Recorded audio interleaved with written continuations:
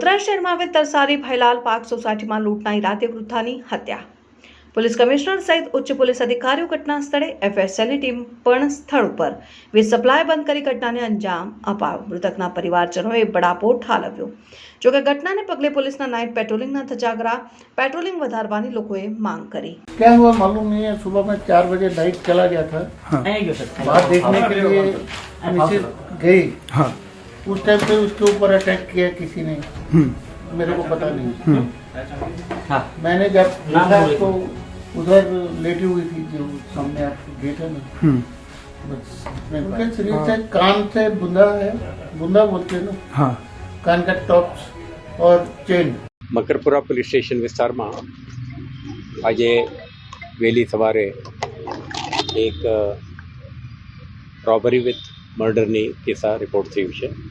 આ બાબતે પોલીસને જાણ થતાં સ્થાનિક પોલીસ ટીમ ને આપણા ક્રાઇમ બ્રાન્ચના અધિકારીઓની ટીમ સ્થળ ઉપર પહોંચી ગઈ હતી.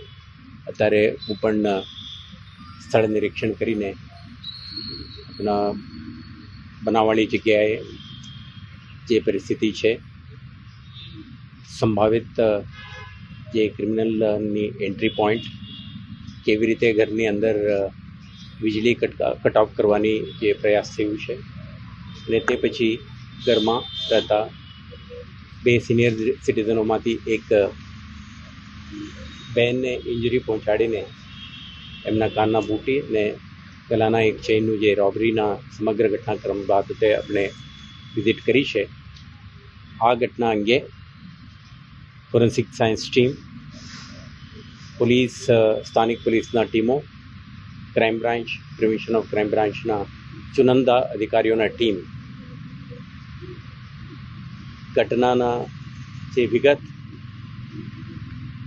દેખાતું મોડસ ઓપરેન્ડી, અગાઉ આ વિસ્તારમાં બનેલ આ પ્રકારના બનાવોના ઐતિહાસિક ઘટનાઓ અને તેમાં સંડોવાયેલ ક્રિમિનલો, આ બધા વિગતોને ધ્યાને રહી આપણે એક વિસ્તૃત તપાસ હાથ ધરી છે અને આ ગુનાને શોધી આરોપીઓને આઈડેન્ટિફાઈ કરી એમના સુધી પહોંચીને એમને કાર્યવાહી કરવા માટે વડોદરા શહેર પોલીસ તરફથી જુદા જુદા ટીમો, ટેકનિકલ, ફોરેન્સિક અને અન્ય ભૌતિક પુરાવાના આધારે આપણે મહેનત કરશે અને જે રીતે ગુનાના તપાસમાં પ્રગતિ થાય આપણા માધ્યમથી પણ હું આપણે જાણ કરીશું.